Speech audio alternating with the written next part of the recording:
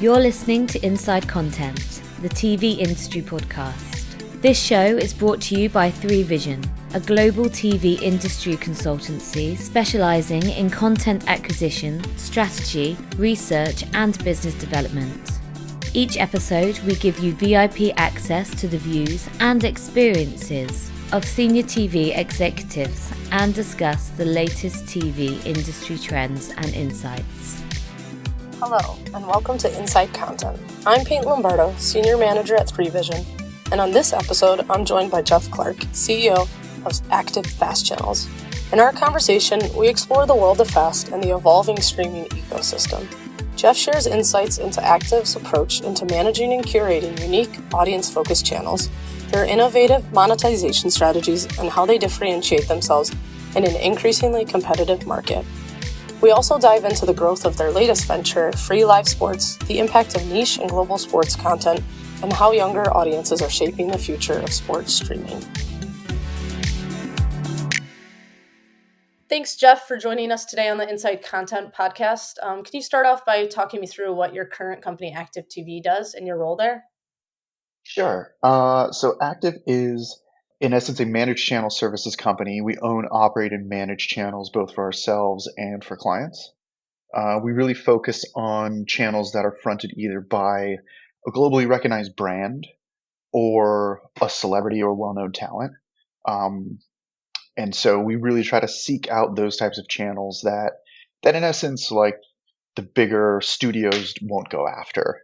For example, we do the Joel Osteen channel on behalf of Senders Media out of Dallas. And, it's a great channel. It has some fantastic content that they've been producing for over a decade.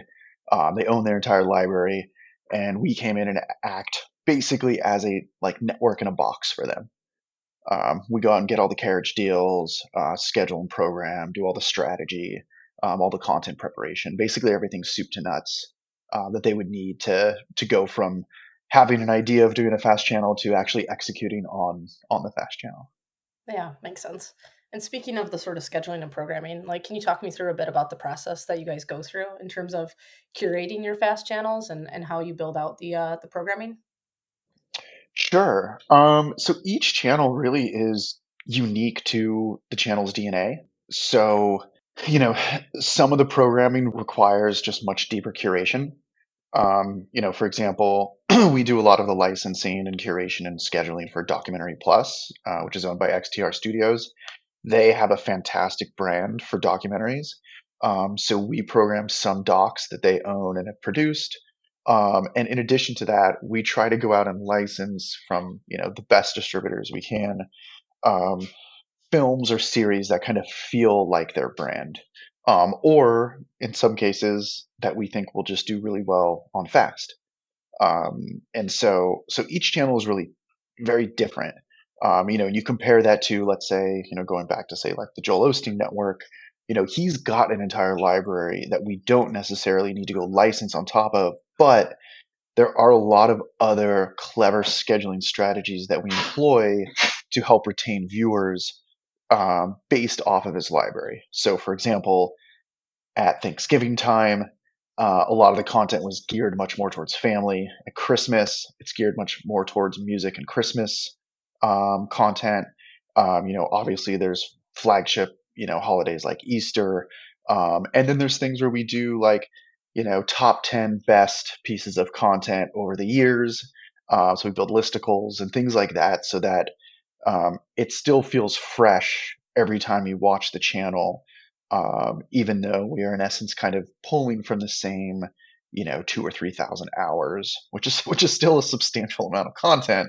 But we want to make sure that when you watch the channel, you are getting something fresh and new and exciting, and ideally you see some fun interstitials and bumpers with Joel or his wife Victoria that kind of let you know that it's cared about and that they are involved in the channel and that it does fit with the DNA of their brand.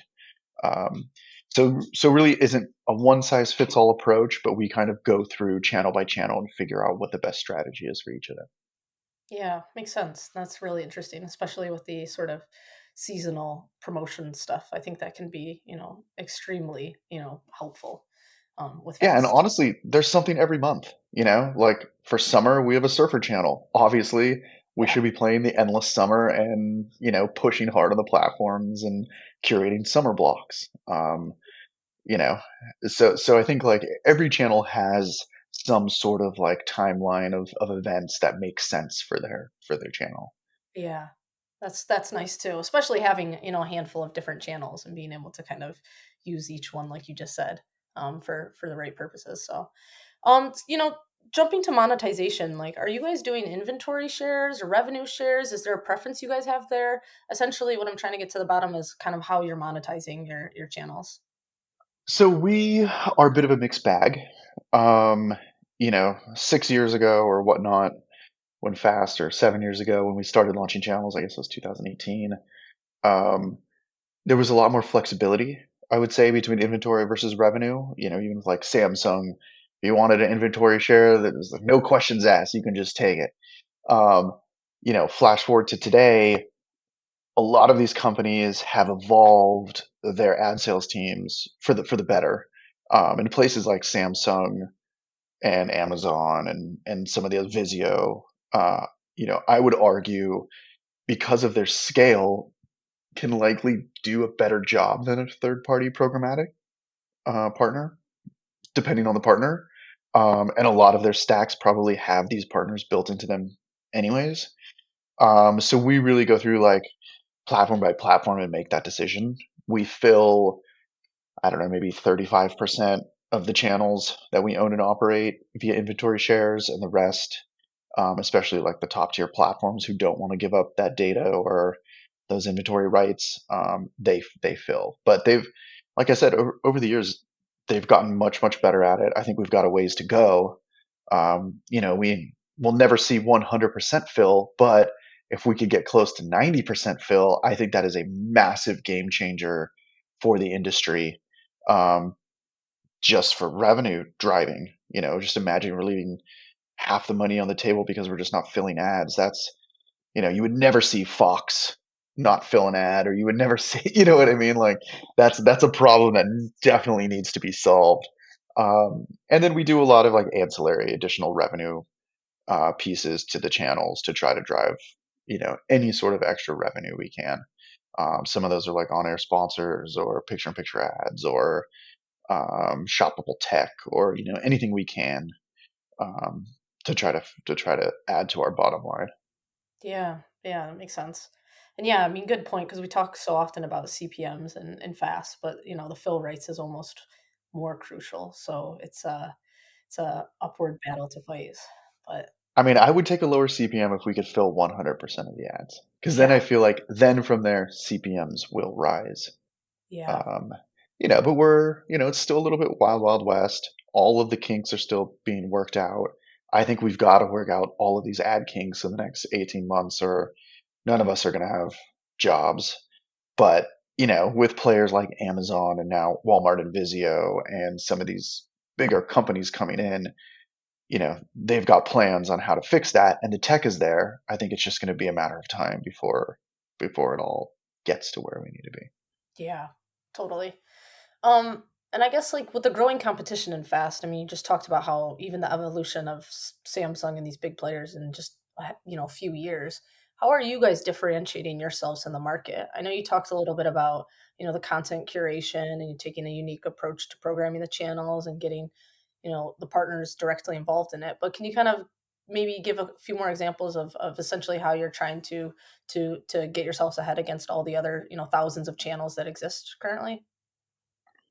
Sure. The simple answer here, which is, somewhat of a ridiculous answer, is find the best channels possible that can compete with, Disney channels or Sony channels or Warner Brothers or Paramount or, A&E, which has amazing channels. So it's finding a way, we try to find a way that we know our channels can compete with the level of those big studio channels, because obviously we do not have big $1 billion studio bankroll. Um, So I think it's being clever. Our kind of like short-term solution to that, which is our big strength as a company, because of our resources, is like I said earlier, we lean heavily into celebrity fronted channels. I would argue we have more celebrity based or talent based channels, and on top of that, more brand fronted channels than any other company in the ecosystem. And that's because, 2 years ago, we started pushing down this path. um, it just kind of became obvious once all the big players started, rushing into fast, and, Sony launching 50 channels and A&E with, who knows, 25 plus channels. And, you've got to find a way to compete with those in as clever of a way as possible, since we can't spend the big money. So it's a little bit of that, is like, finding the niches or the channels that just don't exist, and great content that makes sense for fast and kind of fits the algorithm for success of fast. Um, because really what it comes down to at the end of the day is, will the platforms take your channel? And if you're the 19th true crime channel, it's going to be really tough. Um, but if you're a David Letterman channel, that's a no-brainer. So it's all about, finding the diamonds in the rough, or convincing, these types of people to do channels. Yeah. Well, you beat me to my next question, was to ask about some successful partnerships and collaborations that you've done, and you've kind of spoken about them. But I'm curious, like, how do you identify these opportunities? Are you guys doing a lot of outreach and trying to tap into, somebody like Joel Osteen that has a library of content that's not being utilized in fast? Is this something like you guys are constantly reaching out, or are you being approached? Like, how does that work? Yeah, so we do a lot of biz dev. We have a specific checklist or algorithm of what we know works for a channel.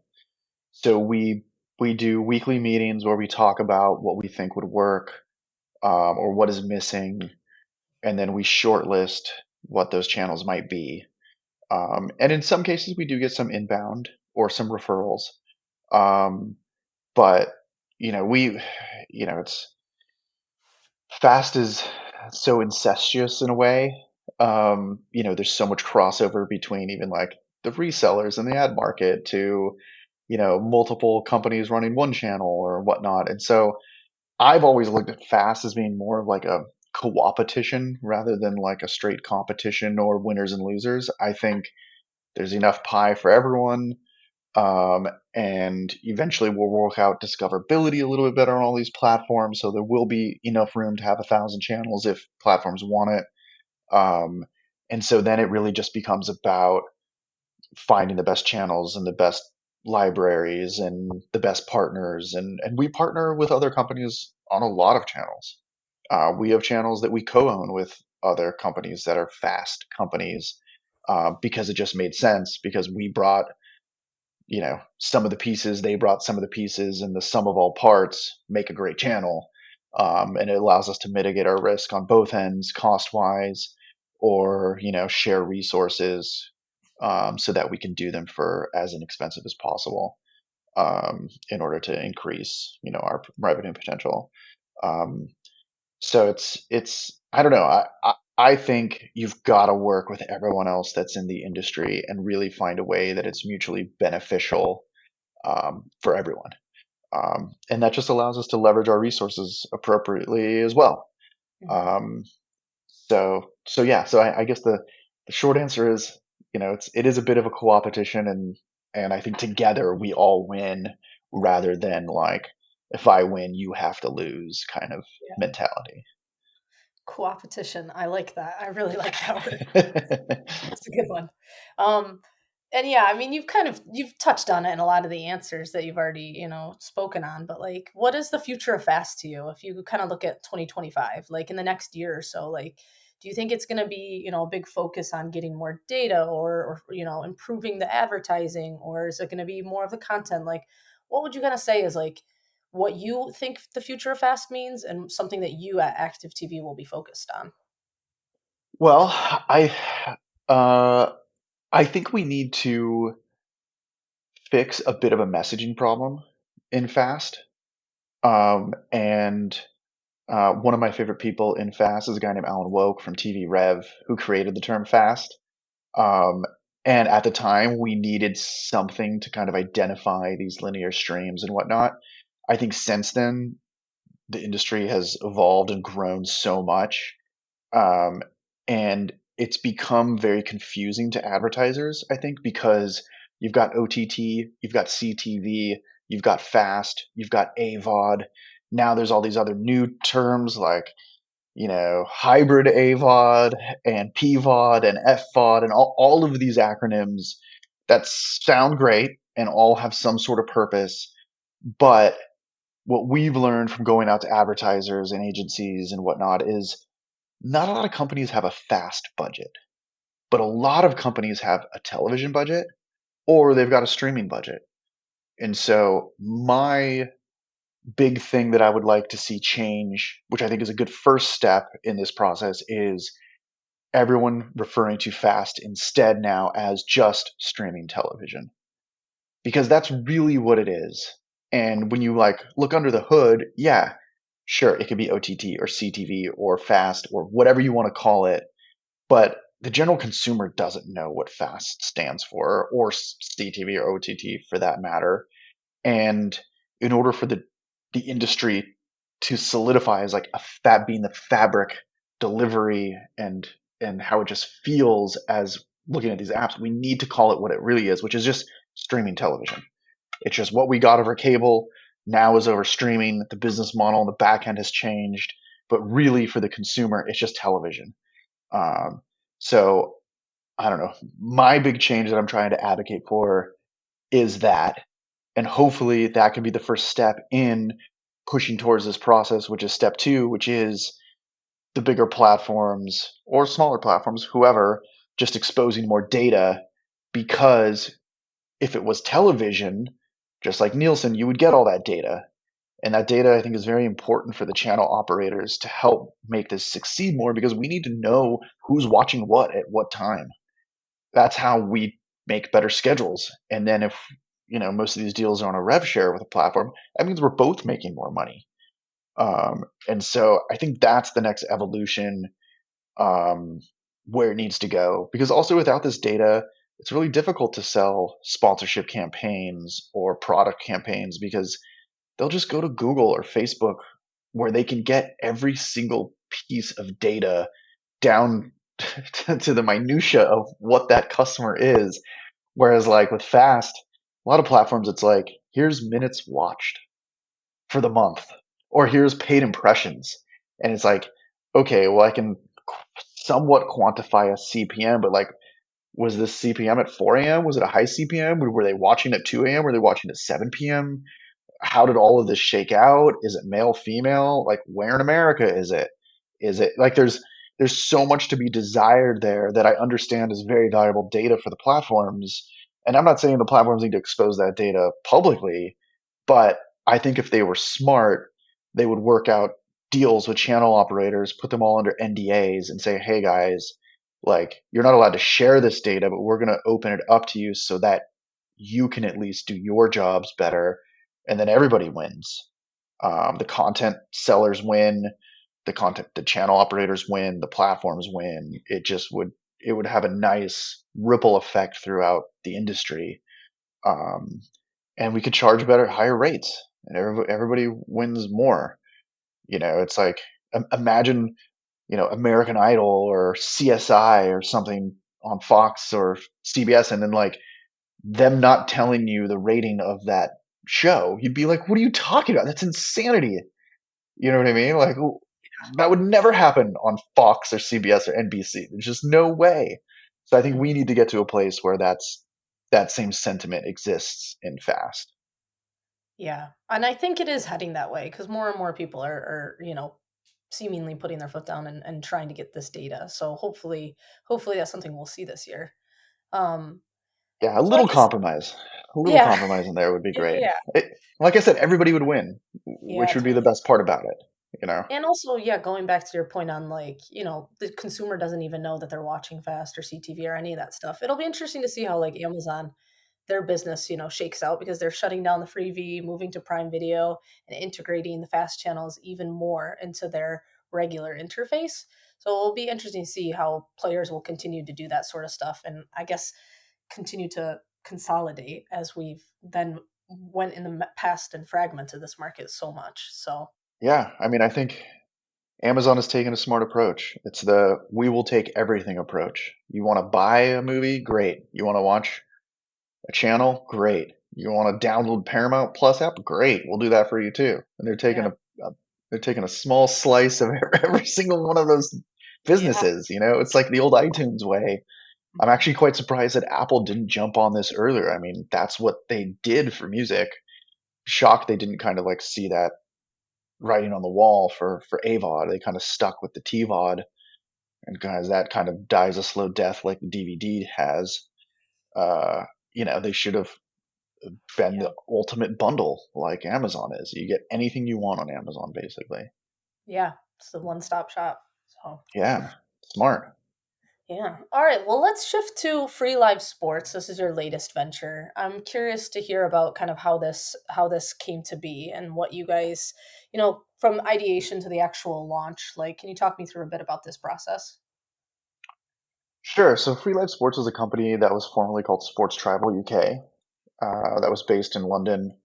Um, I was approached by a couple other partners that we have in the industry, Kathy Rassenberger and the guys from OTT Studio, James and Ryan, and they had come up with a plan where they wanted to buy um, Sports Tribal with a growth strategy, and there was an opportunity, and so they brought acTVe in on that, and collectively we bought it in June.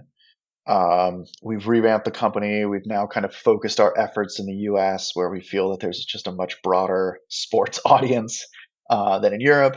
Um, still alive in Europe as well, which is a nice stepping stone, but we've really become much more focused on the US. We initially had about 55, 60 channels. We've now gone and signed about double that amount. We're up to about 135 channels. About 100 of those have launched and are live on the platform today. And we've just been slowly rolling out all the apps across places like iOS and Vizio and Fire TV and Roku and soon to be Samsung and LG and everywhere else. Um, and the goal is to create, the ultimate hub for all things sports content, whether it's the bigger sports or the smaller sports. We don't have anything like ESPN yet, since that's considered traditional cable. But in essence, we're looking to build like a free Fubo that doesn't require a subscription and still kind of gets you every possible sport out there, as well as the athlete influencers. Um, and so far so good. Um, you know, a lot of the channel partners were nice enough to kind of go on this journey with us. As a new platform, definitely is going to take some time to find our sea legs and to acquire customers and let people know that it exists. And we've got some clever plans starting in January to do that. But we've spent the past like 4 to 5 months, in essence, like cleaning up the company from the previous regime, hiring more staff, finding better content. We launched AVOD, which they didn't have before. We launched a traditional guide, which wasn't in existence before. And slowly but surely just trying to make it the most attractive sports platform out there. In January, we're going out to do a raise, and we've been talking to some companies already that are interested. But I think from here, we've kind of set a nice base for the business, and now we're looking to push back into growth. Yeah, makes Um, sense. yeah, and we'll have some exclusive channels. We have our own FLS Super channel, which we're also distributing out to other platforms. But much like the other platforms, we're going to have a suite of O&O, owned and operated channels that you'll only see on Free Live Sports. Some of them you'll see other places, and then we've been cutting deals with leagues and other channel operators to also be their managed channel services, in addition. to everything else. Oh, cool. So you Yeah. mentioned that you've already grown it from the 50 or so channels up to 100. Are you planning to continue to grow it, or are you kind of happy with this amount and you're going to focus on, making sure that these channels perform well? How do you balance that? So it's a little bit of both. Um, I think on the growth part, having a marketing executive on board and having like a very clear strategy for 2025 um, should be helpful for everyone. I think we needed to get a certain collateral of channels on the platform just for discoverability and to make it appealing for just anyone to come and hopefully, hey, you came for the Nitro Circus channel, but then you discovered Mav TV. Or like, oh, you didn't know PFL even existed. Well, we've got a channel for that. Or, maybe you're a big golf fan and you wanted to get the Golf News Network, but you didn't know where to get it. Like, we've got that for you. Um, so it's we really just wanted to make sure there was enough on the platform that it would keep people happy more than just finding a singular channel. Um, so I think we've gotten to that point. Now we're really trying to refine the channels that we take on and take on just like as big of channels as we can, all the major sports leagues, um, and just make it as quality as possible. Um, and then we're signing some deals with some talent that are well-known athletes in specific genres of sports that will also have their own channels. Um, and same with a few leagues. So I think it's a little bit of both. I think it's a process that has to be done on parallel tracks. Um, but but yeah, I mean, the ultimate goal is to make all the channel operators money so that they want to stay on the platform and to get as many eyeballs as we can and, and slowly, kind of level up little by little. Um, and just bring as much awareness. I mean, we're going to lean heavily into TikTok this year, which I would say not a lot of the other platforms are doing, as well as just like more video strategy and deeper marketing. Yeah. Yeah, so I mean, I'd imagine, the typical sports, the football, basketball, the pro sports leagues are obviously, big hits. But then how do you kind of identify and balance those between like the niche offerings? Because now there's like a fast sports channel for everything. I just saw like a cornhole league channel, and there's just We've about got that one. everything. Yeah. Okay, you've got it. You can watch Corn League on Free Live Sports. But how do you kind of maintain the balance between those bigger sports and then those niche offerings as well that people might, they might not even know that they want to watch it, but then they found it and then they want to keep watching on your platform. So it's funny. It's you know, Kevin Smith, for example, always talks about like his like 1,000 fan rule. That if you've got 1,000 hardcore fans as a filmmaker or a celebrity, even like you can that's a business. They'll buy your merch, they'll watch your content, they'll come back as long as they're a hardcore fan and you please them. They'll keep returning. So we're kind of basing that strategy a little bit upon these more niche sports. And for example, we have an equestrian channel that does like pretty well because there's not a lot of them. And that's a very like niche sport that you cannot go to Peacock or any other place to find that channel. So I think part of it is super serving those types of customers. And then over time, trying to get more and more prestigious rights, live rights, mostly as we go on. So, we're never going to be able to compete with Amazon or Netflix getting a Christmas NFL game or something. They're paying hundreds of millions of dollars. Um, but, we'll find other ways to super serve that NFL fan that isn't necessarily by watching the game.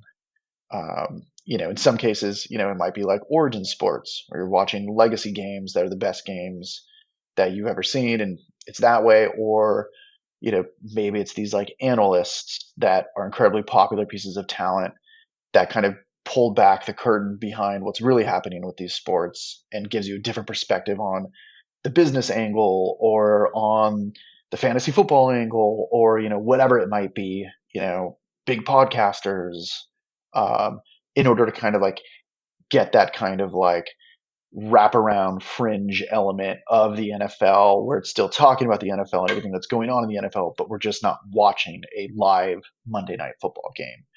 Um, we hope to over time, elevate, and as we earn more revenue and invest more in the company and all that, find more prestigious live sports.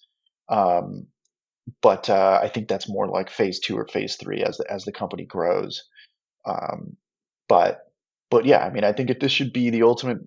If you're a fan of any type of sport, ideally this is where you go. Whether you want to watch a scripted sports movie, or you want to watch a live game, or you want to watch 24 hours of cornhole, like you know, we'll present that option for you. Yeah, that's great. Yeah, so I was at a conference recently and they were talking about how younger audiences are consuming sports content differently and that they much prefer highlights over full games. So Yeah. how do is that something that you've uncovered as well, and that is that something that impacts your guys' strategy? I know you mentioned that you have AVOD content and that you're going to do a big push out on TikTok. So can you kind of talk me through the sort of highlights versus full games and how that, overall affects your guys' strategy? Yeah, I mean, we're employing a tech in January that is geared towards almost exactly that. Um, Highlights and bite-sized content that you can watch, ideally from your phone pretty easily. Um, you don't necessarily have to sit around for 3 or 4 hours to get what you want out of it. But yeah, I mean, and that kind of like ties into our social media strategy, which is like that's another way we're gonna get awareness and attract people to the platform is through these. And I believe that the highlight clips and everything are great, but also attaching some talent that relays that information, whether they're a former pro or big name podcaster or whatever it might be, uh, is a really fun way to skin that content, so people want to keep coming back. And so that when the sensational stories or the cool highlights happen, they get a bit of a taste of it on social, and then they can see the longer, slightly longer, maybe even in some cases, or just a curated feed of it on the platform in addition to it. But yeah, we look at it as like more of like a full ecosystem that needs to thrive rather than just like a singular television ecosystem. Mhm. And you mentioned being live and focused in the US. Are you guys live elsewhere for the platform? Yeah, so we're live in about 70 countries now, I want to say. Um, but yeah, you can find us pretty much everywhere. We pushed because the company was originally from the UK. We had a lot of European rights, from partners and a lot of global rights. So, thanks to geotagging, depending on the country you're in, you'll find, at least 75 channels. Um, and in some countries, all of the channels. And some of these partners we have do separate feeds for international versus US, depending on rights. So it's a bit of a mixed bag there, but yes, the goal is to be as widely distributed as we can, find some great localization like driven content, whether it's like cricket for India or Australia or whatever, surfing in Australia, or just find ways that we can both appease local audiences, and also just people in America who are like, oh wow, I didn't know that that was a channel that existed. Like we got a funny message from someone recently through like the website that said like, how come you guys don't have a cricket channel? How dare you Americans, whatever. We're like, well, no, we have Willow Plus. Check it out. Here's the link. And he wrote back and was like, oh, okay, sorry. Or like, yeah, like we've got that. Like, and maybe we'll get cricket gold at some point. I don't know. Yeah. But it's like, we try to find those so that, if you can't find it other places, there's an option for you. Yeah. Well, you just beat me to my next question, which was going to be about how you guys sort of curate per country. But it sounds like you guys are taking that into consideration for regional sports, and so that's really cool. Um, Yeah, and there's some amazing sports out there. I think, I don't know, maybe not the perfect comparison, but it's like before Squid Game, did we really know that we loved South Korean content? Like we kind of knew it was cool, but after that we were like, holy crap, like they're amazing storytellers. And I think like with sports, it's like, do we watch Japanese baseball in America? No, like not at all. But it's because there's not really much availability for it. But like after the whole Shohei Ohtani thing, like I bet people would probably watch Japanese professional baseball now just to see if he goes back and plays in the off season there or whatever. It's just like kind of like the whole Olympics approach. If you've got these recognizable athletes that people love, but they're playing in the Olympics, they're gonna still watch basketball in the Olympics just as much as the NBA because it's the same kind of sport. It's just skinned a little bit differently. So I don't know. I'm very interested to see if when we do take on Korean or Japanese baseball, like does that pop in America because it's so underserved here, and maybe because it's just still great action, we just were never really exposed to it. Um, and those sports have become much, much more competitive because they've just been around longer. The leagues have matured. They've now built farm leagues, and like baseball in Japan is massive. Like more people watch the World Series in Japan for the Dodgers than in America. You know what I Wow. mean? I did So not know that. That's crazy. yeah, and if you like, I go to the Dodger games all the time, and like there is a clear audience that comes to the games when Yamamoto is pitching and Shohei is on a run, and like those are all Americans. They all live here. So you're telling me some of those people wouldn't watch Shohei play in Japan if they knew it was on TV in America? Of course they would. Like I would watch that just to see what it was like, even if it's Yeah. only once or twice. But who knows? That's how you get people hooked. It's like, America didn't know that they loved women's college basketball as much as they did until Caitlin Clark came around. And they're like, oh, wait a minute, this is really fun to watch. And now it's like WNBA spillover that is incredible. So I think there are some of those things that we'll see evolve over time. That once they get highlighted and once someone breaks through, whether it's an athlete or just like an incredible game, um, that it'll just attract a larger audience. So hopefully we find a few of these, or we can manufacture a few of these. Um, but yeah, I don't know. I think there's still a lot of globalization sports to be had, especially in the U.S. because there's so many sports in the U.S. because of all the colleges and pro leagues and minor leagues that we just never really thought about exposing ourselves to. And now even like one step further because of social media, there's all these crazy niche sports that are now taking off because they're so viral that I think if they were on TV, people would watch them more. Um, but there just hasn't been that opportunity. So, like, I think an example of that, which Dana White has done, is he had UFC, then that whole like Power Slap League went crazy viral, and then he bought the Power Slap League, and now it's on TBS. You know what I mean? It's like that's insane. You know, Yeah. from like a viral video to the founder of USC buying you to now being on a major broadcast network in America. That's insane. But I Yeah. think we'll see more of that. I mean, cornhole's on ESPN.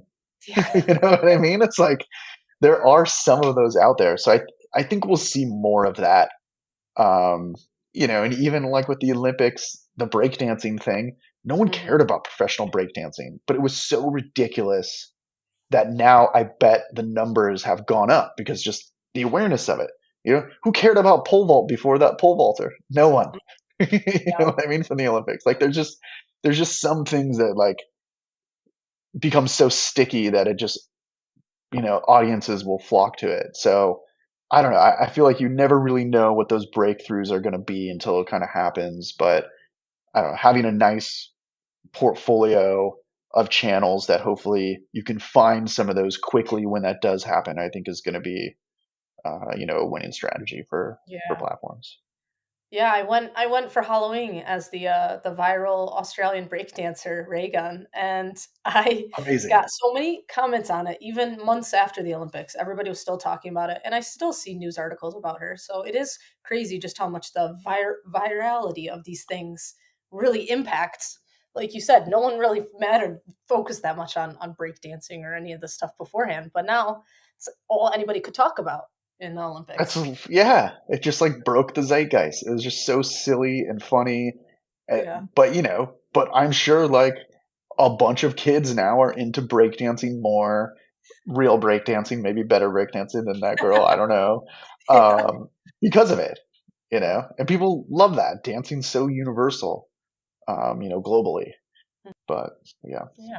Cool. Well, I guess, to wrap up the whole conversation, I think looking ahead, like what do you foresee being your major goals for both active and free live sports? Like how do you measure success for both of your, ventures? I mean, with active, our success is kind of measured by the success of the channels and kind of our partners. So I think just making sure that our channels thrive and survive and are profitable in this, kind of somewhat saturated ecosystem, I think is a nice kind of like litmus test. We have almost 20 channels now. I'd like us to grow and kind of double that channel amount. Our kind of short-term goal is to be, the premier partner that if you are a content owner, a celebrity, a brand, whatever it might be, and you want to get into fast, you come to us because we can do everything for you, soup to nuts, and do it faster and do it more efficient, ideally than anyone else. As an independent company, that isn't really like tied to any other companies per se. We live in a somewhat safe space that we don't have any debt, we don't have any shareholders, we hopefully haven't made any enemies, and and if you want a great channel, we will build you a great channel. Like that should be the ultimate goal. As a business, like we want to make sure everybody's making money so that there's just some long-term viability.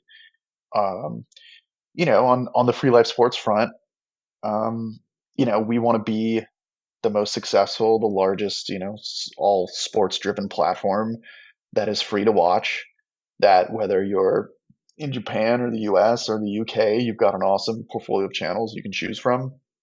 And, in a perfect world, I don't know, Apple Plus buys us and plugs in our guide into, what they need because they don't have it, or Netflix or something like that. But in short term, we want to be the coolest platform out there that people just go to when they think sports and live sports and free, hence the name Free Live Sports. Um, but yeah, I think long-term viability and just kind of carving out our little spot in the industry, and banking on these continuing trends that streaming will take over more of linear broadcast. And, at the end of the day, there can be 500 successful channels and everyone's kind of happy and the ecosystem works. I think that's the ultimate goal. If anything, we really want to push the entire streaming television ecosystem in any way just to be successful. Because if the ecosystem can be successful, then all of us individually can be successful. And that's the main goal. Yeah, that's great. We'll look forward to seeing how it all plays out and wish you the best of luck. Thank you, Geoff, so much for joining the podcast today. Really enjoyed the conversation. Yeah, thanks so much, Peyton. And yeah, look forward to the future. Thanks for listening to this episode of Inside Content, the TV industry podcast brought to you by 3Vision. With decades of TV industry experience and real-world success, we know the ins and outs of the market like nobody else. To learn more about our TV consultancy services, head to 3vision.tv.